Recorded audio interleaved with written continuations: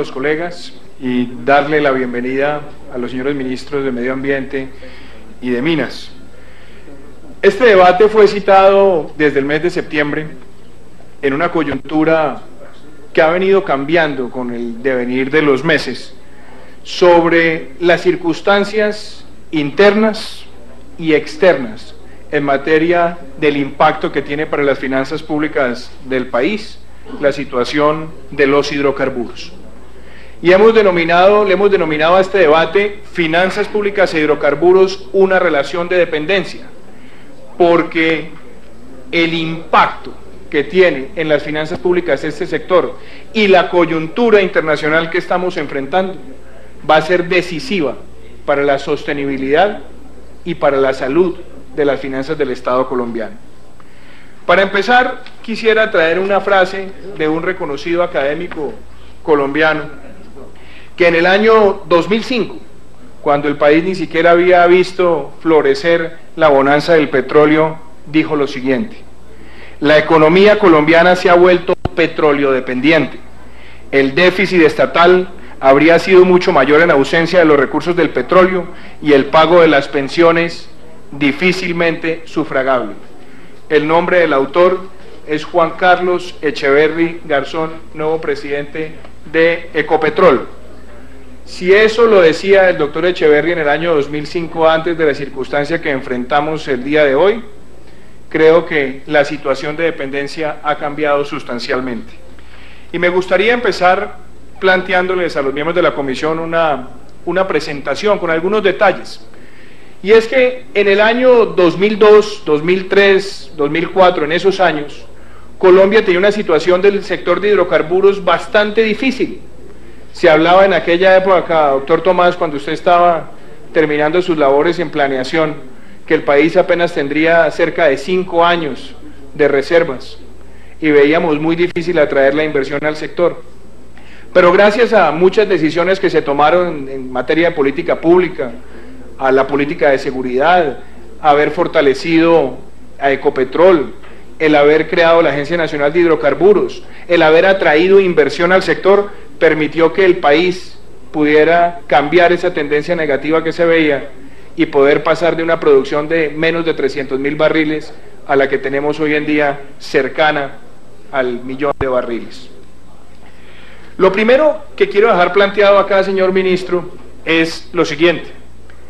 Este sector tiene una vital importancia para las finanzas públicas de la nación, pero sobre todo vimos que a partir del año 2008, cuando se consolidó esta bonanza, y entre el 2008 y el 2012, creció en promedio al 10% por año.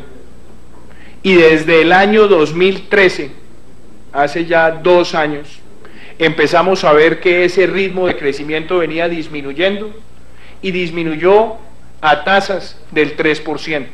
Es decir, se venían presentando una serie de dificultades.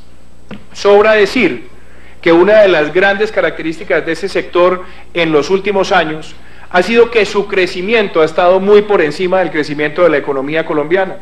Y como lo podemos ver en la gráfica, las circunstancias desde el año 2013 al 2014 nos muestran que el crecimiento apenas fue el año pasado del 0.2%, situación crítica para un sector que representa cerca del 8% del PIB cuando se coteja con la renta integral mineroenergética.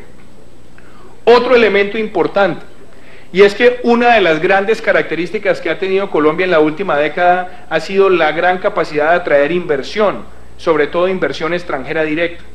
Solamente, senador Cristo, solamente la inversión extranjera directa en el sector de hidrocarburos es casi el 35% de la inversión extranjera directa en el país. Y si se suma, senador Elías, también la inversión extranjera directa en el sector minero, estamos hablando de casi el 60% de los dos sectores en materia de inversión extranjera directa en el país. Que cuando se compara también con el impacto y la dependencia exportadora del país, nos damos cuenta que casi el 60% de las exportaciones colombianas están en esos dos sectores. Ya tenemos 2 grandes factores de dependencia.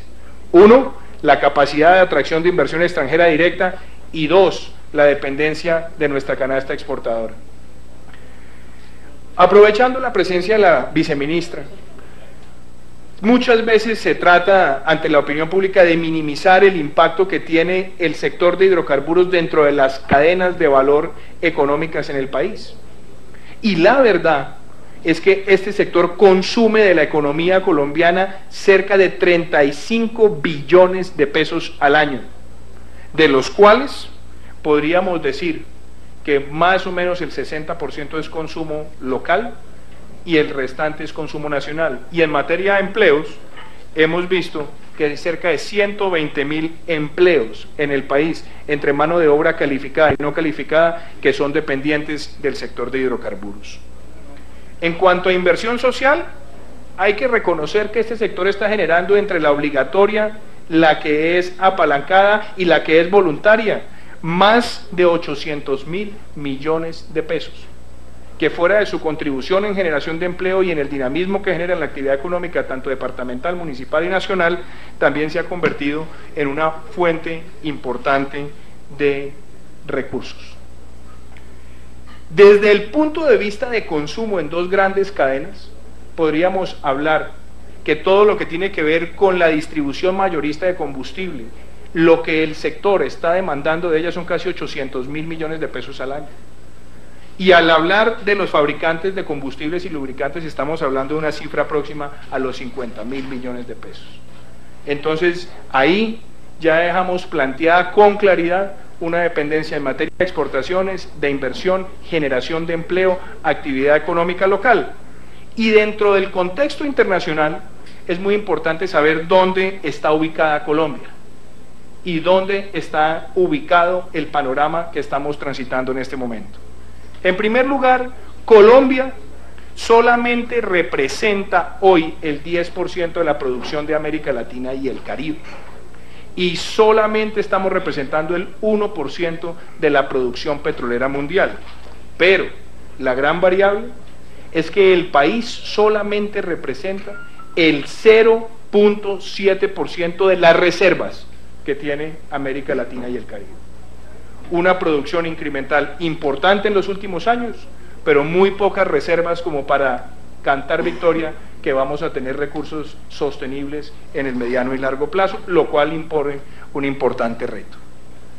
Dentro de esa perspectiva, es importante reconocer lo que ha venido pasando en el panorama internacional. Estados Unidos prácticamente es el mayor importador que tiene el mundo en materia de hidrocarburos. Son además los grandes motores de la actividad exportadora del sector en la región, y hay que reconocer que Estados Unidos representa el 20% de las importaciones que se hacen de petróleo. Pero fuera de eso, el gran elemento nuevo en este escenario internacional es que Estados Unidos ha pasado en los últimos años de producir cerca de 5 o 6 millones de barriles a estar produciendo casi 10 millones de barriles, un poco más de 10 millones, senador Arlet. Y eso demuestra que las circunstancias en los cambios de precio que estamos teniendo hoy en el mundo, en parte se generan por esa situación. Por otro lado, hemos visto que la economía china ha dejado de crecer a tasas del 10 y está creciendo a tasas del 7%. Hemos visto una situación todavía de resentimiento económica en la Comunidad Europea, y eso, sumado al aumento de la producción de los Estados Unidos, ha hecho una gran corrección en materia de precios.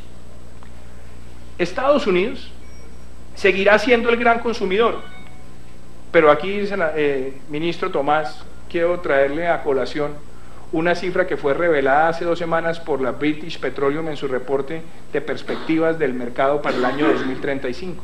Se espera que los Estados Unidos sea un exportador neto de petróleo para el año 2035, que es nuestro principal destino de exportación del hidrocarburo. Presento esta situación general a consideración de ustedes, apreciados senadores, para plantear el gran problema que tiene Colombia. Nosotros no somos un país petrolero, pero sí somos un país petróleo dependiente. En esta gráfica ustedes pueden darse cuenta de la gran evolución que tuvo el país en materia de producción desde el año 2007 hasta el año 2013. Un salto casi sin precedentes en la historia de Colombia. Sin precedentes desde el punto de vista de la contribución fiscal y sin precedentes desde el punto de vista de esta bonanza, quizás solamente comparada con la bonanza cafetera que tuvo el país hace 40 o 50 años. Entonces vimos por nuestros ojos y pasaron ante estas comisiones económicas esas realidades que nos muestran que tuvimos una de las bonanzas más importantes de la historia. Pero esa bonanza hay que ponerla en el contexto de no ser un país petrolero. ¿Y a qué me refiero con no ser un país petrolero? En primera medida, el 75% de nuestra producción está prácticamente concentrada en la cuenca de los llanos orientales. Otro porcentaje restante puede estar en el Magdalena Medio, pero lo más diciente es que la mayoría de campos de producción en Colombia, y estamos hablando de 161 campos, son campos que están produciendo menos de 10.000 barriles al día, inclusive menos de 5.000 barriles al día. Y eso nos demuestra que el gran esfuerzo que ha hecho el país para aumentar esa producción se ha hecho principalmente en campos menores. Solamente tenemos 5 campos que generan más de 40.000 barriles al día. Y claro está, ministra Soto, el problema está también en el impacto que el sector ya tiene en las finanzas públicas. ¿Por qué? Porque lo que contribuye a este sector en materia de impuestos es enorme. Y si lo miramos en el contexto amplio de lo que ha pasado en los últimos años, solamente en impuesto de renta, nos damos cuenta que en el año 2013 fueron casi 8 billones de pesos que entraron por el sector. En materia de dividendos de Ecopetrol, cerca de 13 billones. Un poco menos de 1 billón en derechos para la Agencia Nacional de Hidrocarburos, y si a eso le sumamos el aporte en regalías, que han sido cerca de 8 billones de pesos por año, estamos hablando que el total de recursos, senadora Olga, que está aportando el sector petrolero al país, comparado con los ingresos corrientes de la nación, es casi el 30% de los ingresos corrientes, haciendo esa cifra equivalente. En materia del impuesto de renta, y esto no es menor, senador Antonio Navarro, cuando miramos lo que representa el aporte del sector en materia del impuesto de renta, nos damos que cerca del 16% en el año 2013 de lo que se recaudó de renta lo aportó el sector petrolero, y en el año 2012 fue el 23%. Y si lo miramos con los ingresos tributarios integrales de la nación, este sector puede estar aportando cerca del 10% de los recaudos. Si lo miramos también en la perspectiva de las regalías, 83% de las regalías que reciben las regiones del país son provenientes del petróleo. Y cuando analizamos la balanza comercial de Colombia, nos damos cuenta que en los últimos años la canasta mineroenergética fue desplazando lentamente el aporte que tenía el sector industrial y el sector agropecuario. Pero lo triste es que nuestra balanza comercial con nuestros principales socios es una y es otra sin el petróleo. Con una preocupación, ministro Vallejo. Esa caída, cuando le quitamos el componente de petróleo, nos muestra que la mayoría de nuestra canasta exportadora, nuestra balanza comercial, es negativa con la mayoría de bloques comerciales con los cuales tenemos sociedad. Y hemos visto que cerramos el año 2014 con un déficit comercial de más de 6.000 millones de dólares. Déficit comercial que debería ser motivo de amplia preocupación, y que cuando comparamos lo que nos dicen las cifras del año 2015 en el primer mes con el año 2014, nos damos cuenta que las exportaciones a India cayeron 87%, a China 67%, a Estados Unidos 51% y a la LADI cerca del 20%. Y yo comparo esas cifras con lo que ha venido ocurriendo en materia de exportaciones de hidrocarburos. Ahí pueden encontrar ustedes la gran respuesta. Las exportaciones de hidrocarburos a los Estados Unidos cayeron 73%, a Perú 92%, a México 46% y a China 73%. Por esas razones, creo yo que el debate tenemos que enfocarla es en los riesgos que este sector le presenta de manera estructural a las finanzas públicas.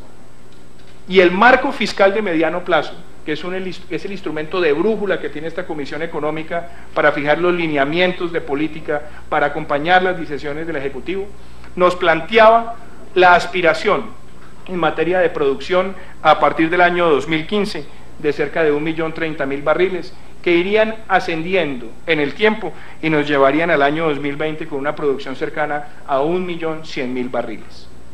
Hay que recordar que por cada 10.000 barriles menos de producción, senador Hoyos, con respecto a esa meta del marco fiscal, la nación deja de recibir cerca de 320.000 millones de pesos.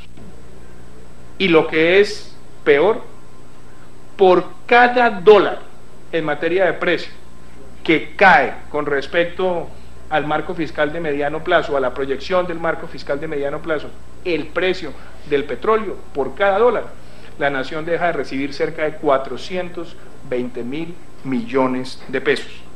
Y claro está, el marco fiscal, como podemos ver en la parte inferior de la presentación, nos decía que a partir del año 2014 íbamos a ver una caída en los ingresos de capital producto de menores dividendos de Ecopetrol, pero nunca con las circunstancias de precio que tenemos hoy. Y ahí es donde se presentan los grandes riesgos de hueco fiscal para la nación, que no pueden ser compensados bajo ninguna medida con la devaluación que ha tenido el peso frente al dólar. Ha tenido una repercusión, sí, positiva, marginal, pero no para compensar la caída que hemos vivido de precios. Y eso me lleva a plantearles a ustedes unos interrogantes estructurales exógenos y otros endógenos. Frente a los exógenos, esta información del Fondo Monetario Internacional que les traje nos está mostrando el comportamiento que hay en todas las materias primas y que el mundo puede estar en un dilema de si se va a corregir estructuralmente lo que hemos visto de esa bonanza transitoria y vamos a volver a una época de precios de materias primas más bajos, o si esto va a ser una circunstancia coyuntural que la va a seguir presionando el aumento del ingreso medio en países emergentes.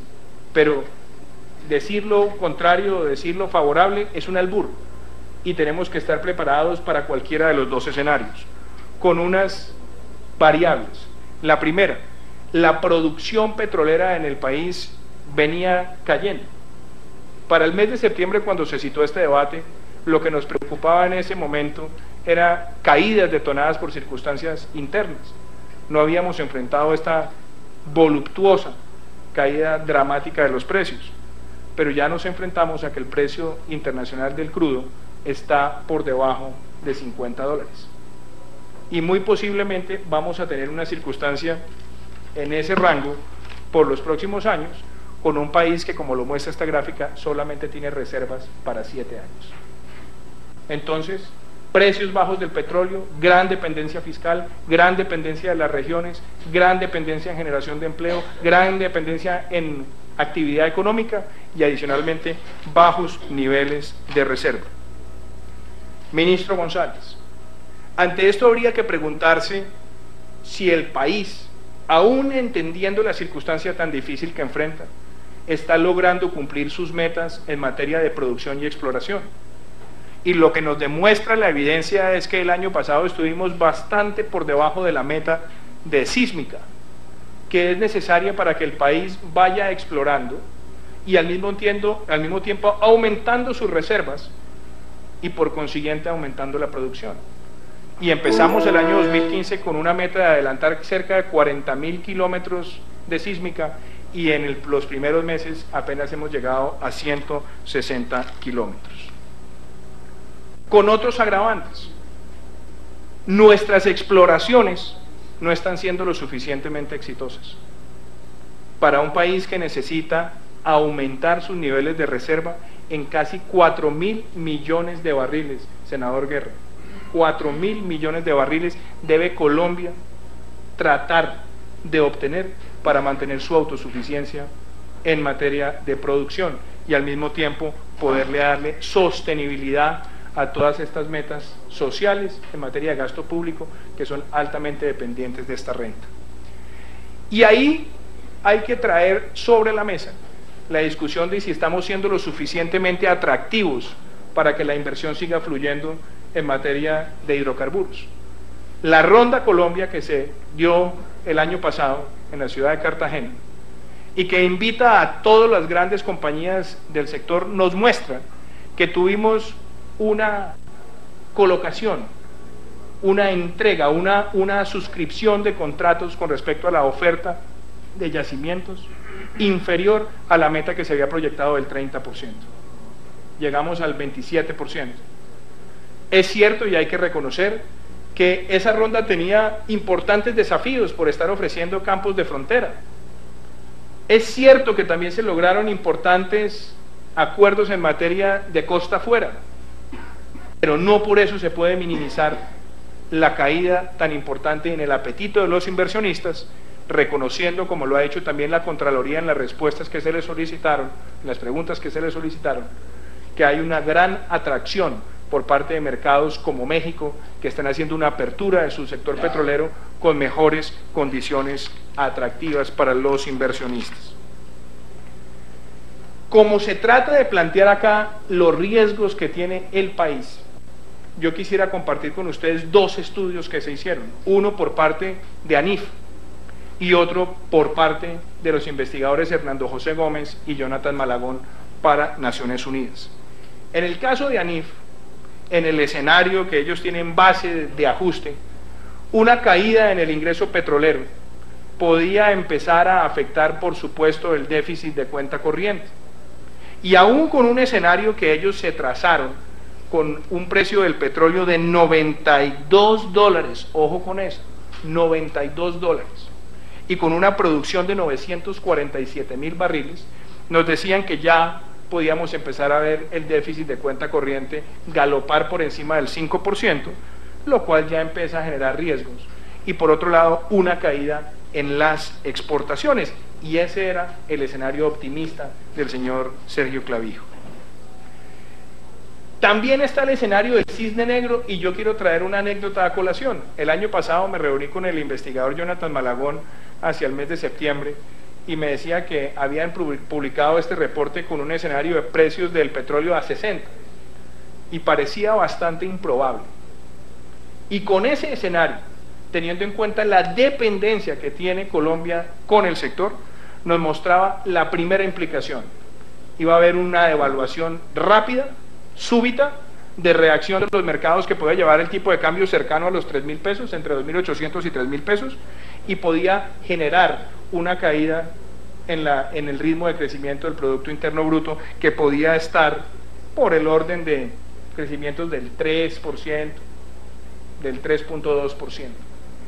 Pero también nos mostraba que esa circunstancia de los $60, que ya no es algo irreal, sino bastante real y probable y estable en los próximos años, que íbamos a tener caídas en materia de recaudos fiscales cercanas al 1.5% del PIB, que se iba a ver reflejado en la actividad económica local, que se iba a ver reflejado también en las exportaciones, que se iba a ver reflejado en las recolecciones tributarias en materia de impuesto de renta y CRE, y también íbamos a ver una caída en los principales sectores económicos de la economía.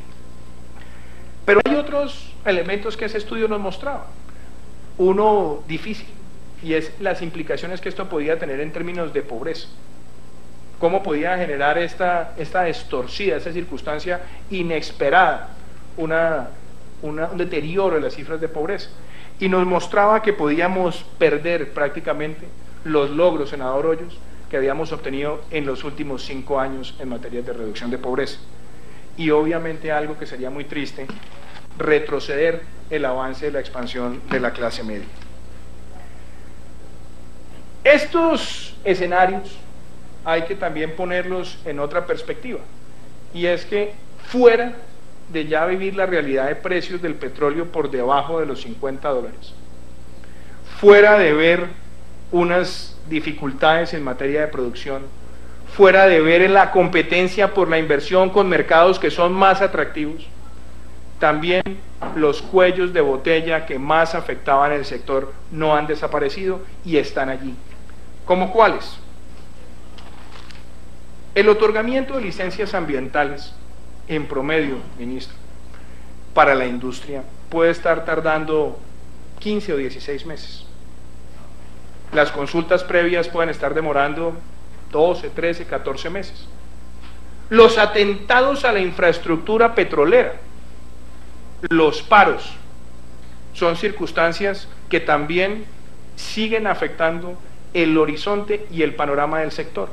Para el mes de septiembre del año pasado, ministro González, antes de ver esta caída de precios, uno de los factores que más nos perturbaban eran los atentados a la infraestructura petrolera, que generaron el año pasado pérdidas por más de 2 billones de pesos. Pero también veíamos las grandes dificultades para que el sector lograra compaginar la celeridad en los licenciamientos y en las consultas sin sacrificar la calidad de esos procesos que son tan importantes.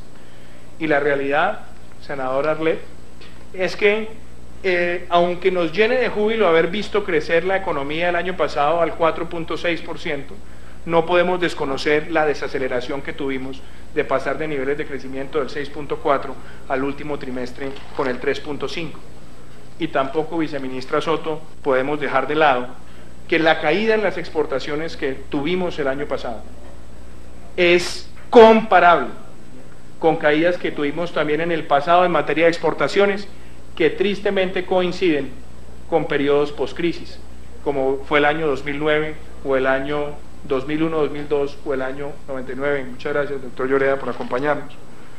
Entonces, ahí estamos empezando a ver algunos elementos ya denunciados por expertos y analistas de circunstancias críticas para el país.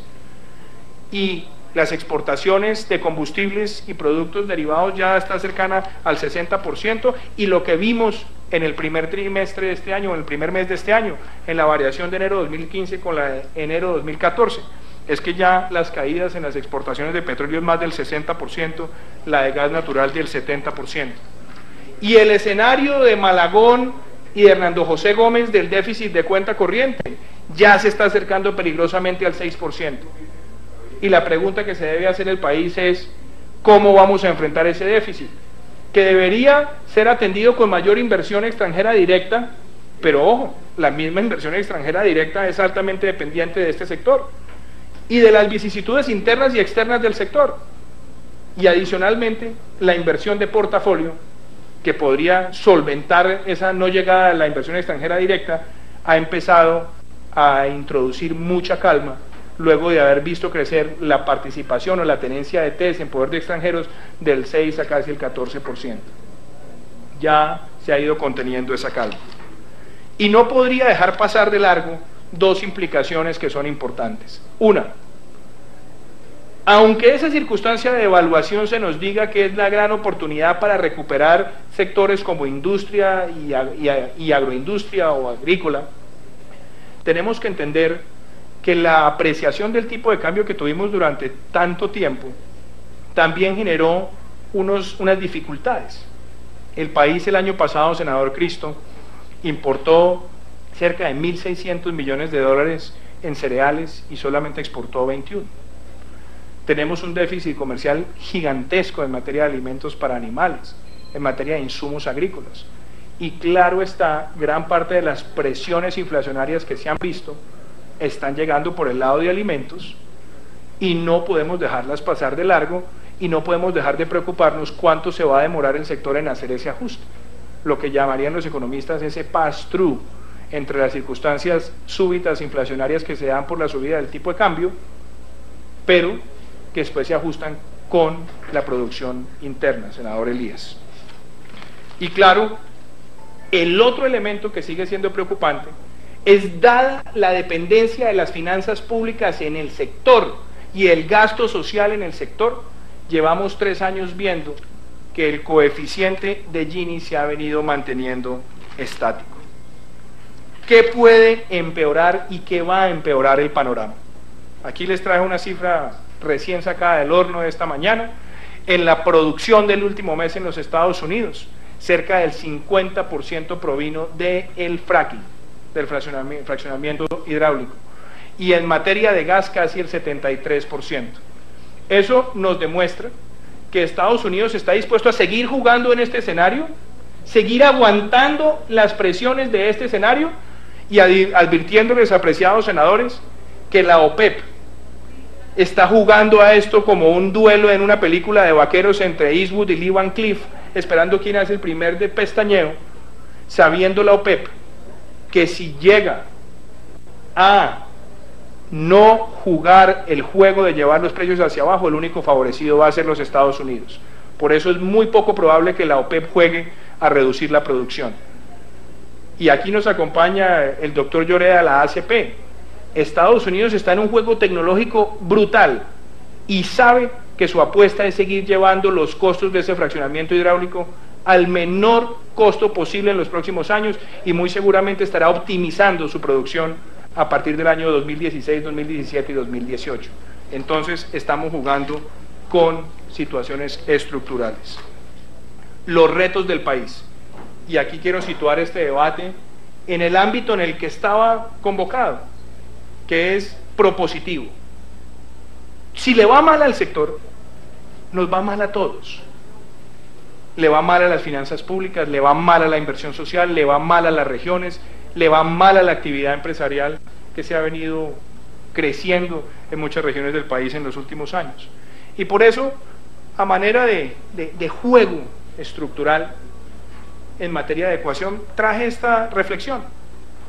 Una mayor producción petrolera, aún en las circunstancias, tiene que seguir trayendo inversión extranjera, tiene que seguirnos colaborando para aumentar el portafolio exportador, tiene que seguir generando divisas, y por lo tanto tiene que verse reflejado también un mayor recaudo y obviamente mayor nivel de dividendos, mayores ingresos para la nación y por lo tanto repercusión en el crecimiento económico. Pero el mismo gobierno, enfrentando las circunstancias, tomó una decisión en materia de el remedio y le trajo al país el año pasado una reforma tributaria que a todas luces es anti-inversión, anti-formalización y anti-ahorro.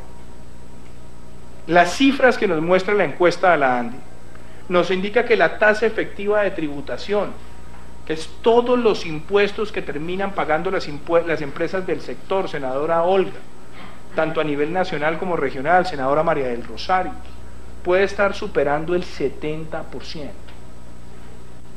Cuando el sector se encuentra en esta circunstancia de caída de precios internacionales, de dificultades endógenas, introducirle este salvavidas de plomo, lo único que hizo fue dificultar más las expectativas de inversión.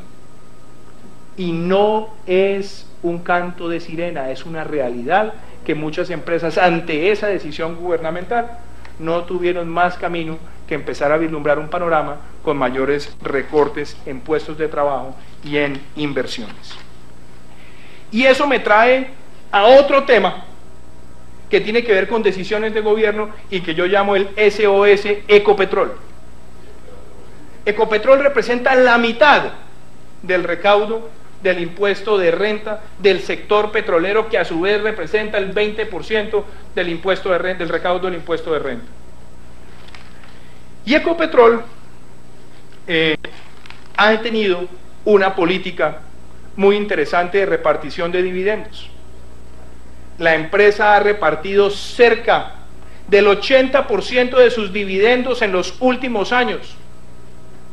Y la nación recibió por parte de dividendos de Ecopetrol cerca de 13 billones de pesos en el año 2013. Y yo me preguntaba, ¿por qué? Y yo podría plantear un debate acá, y es, ¿qué tal que a la regla fiscal también se le pudiera hacer una gambeta, un esguince, una trampita, y decirle a la empresa que se endeude en una proporción en la cual yo no lo podría hacer, y al mismo tiempo despacharme por el lado de los dividendos? Porque yo tengo el 80% de los dividendos y soy la nación. Entonces recibo el 80% de los dividendos, pero al mismo tiempo me endeudo para financiar el plan de inversiones, o lo que sería peor, podría ser leído como el uso de esos dividendos a través del endeudamiento para ser pagados. Y ustedes dirán, claro, senador Duque, pues no puede dejar su corazoncito de estar en la oposición, de ser del Centro Democrático, y por eso les quiero presentar un audio que fue extraído de la última reunión de accionistas de Ecopetrol, y quien habla es el presidente de la empresa, el doctor Javier Gutiérrez Pemberti. Les pido el favor a los colegas de la cabina que pongan este audio, si es tan amable.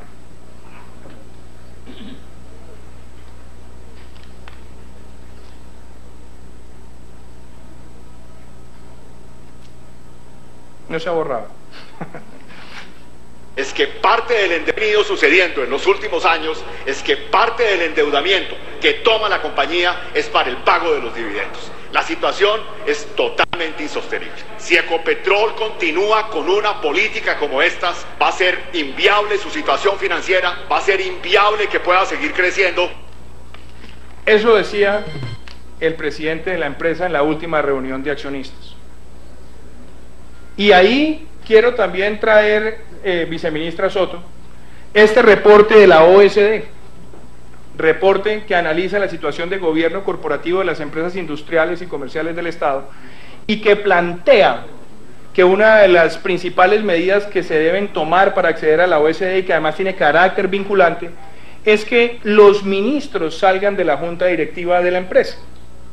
Por nada distinto a tener la tentación de querer tomar leche y comer carne de la misma vaca. Se quiere sacarle a la empresa cerca de 13 billones de pesos de dividendos y al mismo tiempo la empresa pagar cerca de 7 billones de pesos en impuestos. Lo que plantea la OSD, siguiendo las mejores prácticas y las recomendaciones que le hizo a Chile, es que hay que tener los miembros de junta, sí, que representen la nación, pero que tengan un compromiso 100% ligado a la responsabilidad fiduciaria de la empresa y no tener ese doble sombrero, entre otras cosas porque la política del manejo de divisas, la política de monetización, la política de compras de la empresa, pues tiene muchas veces la injerencia de los ministerios con principales intereses allí. Y Ecopetrol, fuera de eso, representa casi el 70% de los ingresos que recibe el Estado colombiano, producto de sus ingresos de capital, de la rentabilidad que producen esas empresas. Y esa política de dividendos, porque ahora habrá personas que dirán, pero claro, es que el senador Duque es exagerado, si es que los precios cayeron 50%, ¿quién puede enfrentar esa situación? Eso no es culpa de Ecopetrol. No, señor. La acción de Ecopetrol venía cayendo desde el año 2013 y en el año 2014, donde cerramos aún con precios altos. Muchos analistas internacionales ya indicaban que era la empresa petrolera en el mundo con mayor pérdida de valor de su acción. Y parte de esas circunstancias que veían con peligrosidad los mercados estaban relacionadas con una menor producción. Estaban relacionadas con la falta de éxito en las campañas exploradoras y estaban también basados en esa política de reparto de dividendos que es altamente cuestionable y que en la pantalla les quiero mostrar no es típico en el mercado de las grandes empresas petroleras una repartición tan alta de dividendos cuando el promedio está entre el 34 y el 44%, para que con recursos propios se financien las inversiones y se hagan los repartos de dividendos. Y cerramos el año 2014, vamos a la de anterior, a la diapositiva anterior, viendo que la utilidad de la empresa cayó un 41%, y óigase bien, si alguno de ustedes fue un feliz comprador de la segunda emisión de acciones de Ecopetrol a 3.700 pesos, les debo notificar que ya perdieron el 40% del valor si la fueran a liquidar hoy. Y eso le ha pasado a miles de colombianos que depositaron sus ahorros para la vejez, para la educación de sus hijos en la empresa, y que no puede ser materia de transitoriedad en el pensamiento, de darle un trato superfluo a esa circunstancia. Claro está, ministro Tomás, el reto que tenemos como país ante todas estas circunstancias es saber si vamos a ser el país del millón de barriles. Todos queremos que Colombia sea el país del millón de barriles. Y para llegar a ser el país del millón de barriles, tenemos que entrar a unos debates que son difíciles, que pueden llegar a ser incómodos y que pueden tener una alta conflictividad política. Uno de ellos, el debate de los yacimientos no convencionales. y aquí yo creo, ministro Vallejo, que es muy importante que usted nos comparta su visión sobre el tema, porque claramente para poder llegar a esas 4.000 millones de barriles de reserva que necesita Colombia y ser el país del millón, lo que está previsto por los analistas del sector es que tenemos que entrar al tema de los no convencionales, y el reto es hacerlo bien, con buenos estándares ambientales, garantizando que los acuíferos subterráneos van a estar protegidos, explicándole a las comunidades que la sismicidad no va a ser un factor de riesgo, teniendo consultas que sean verdaderamente incluyentes.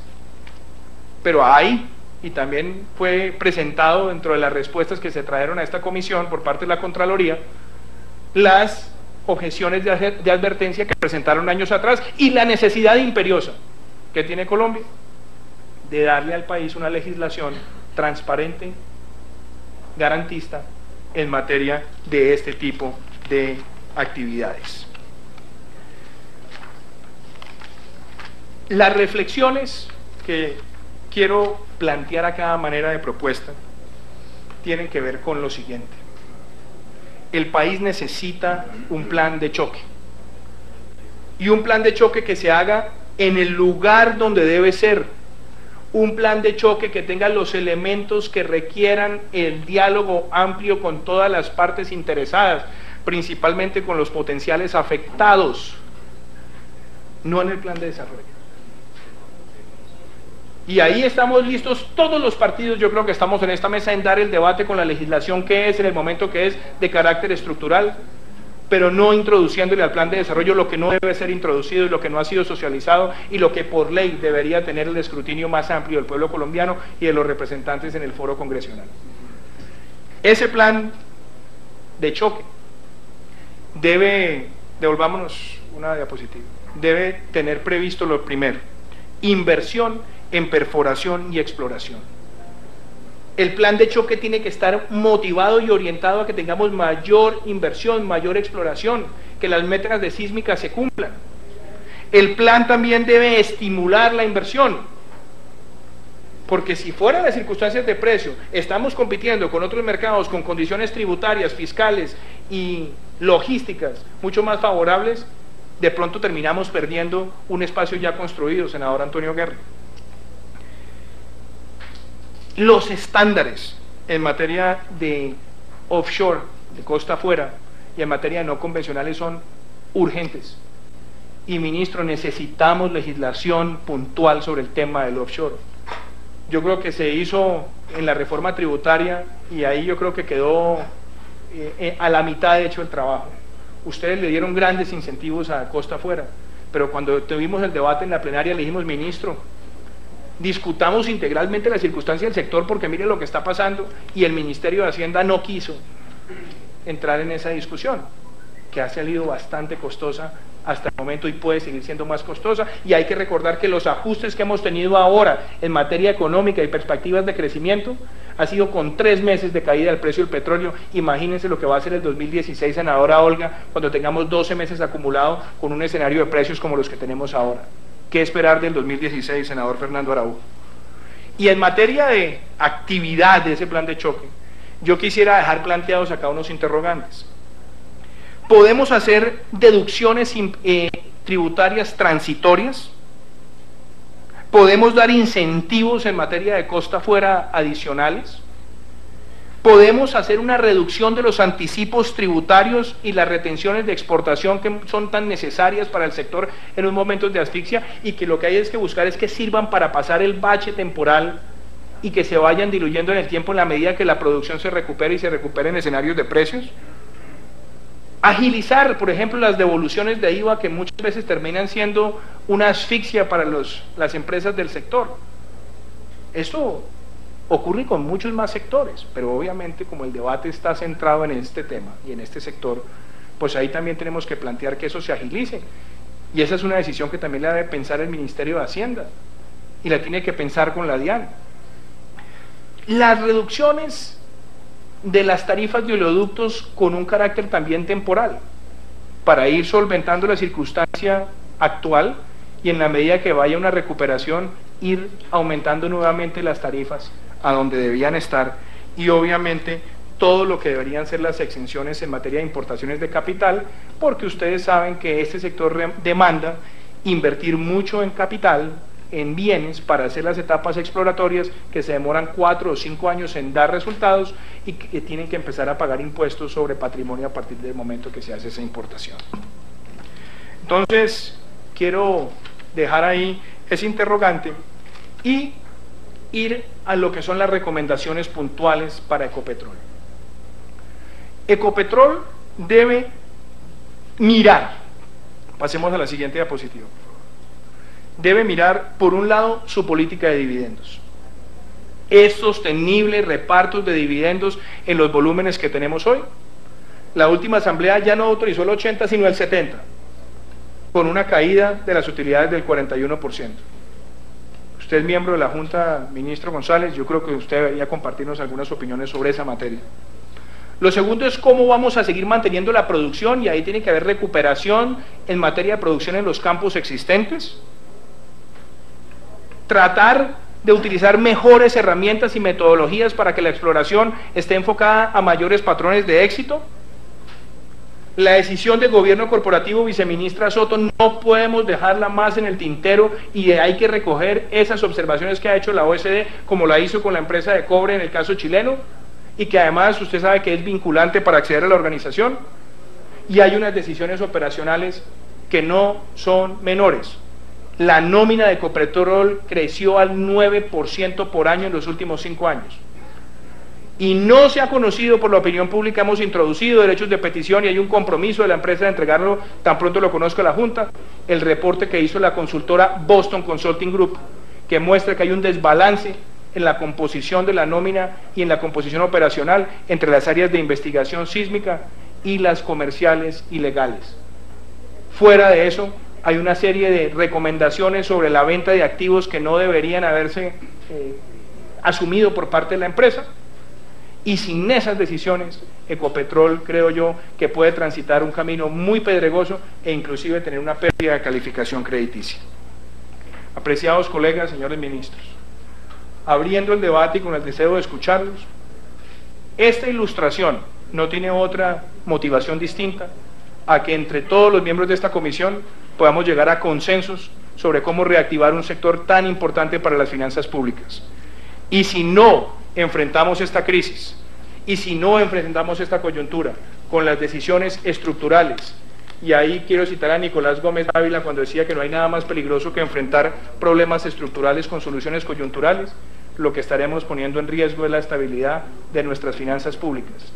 Y quisiera con eso cerrar la intervención, señor presidente, agradeciéndoles a todos los colegas su atención.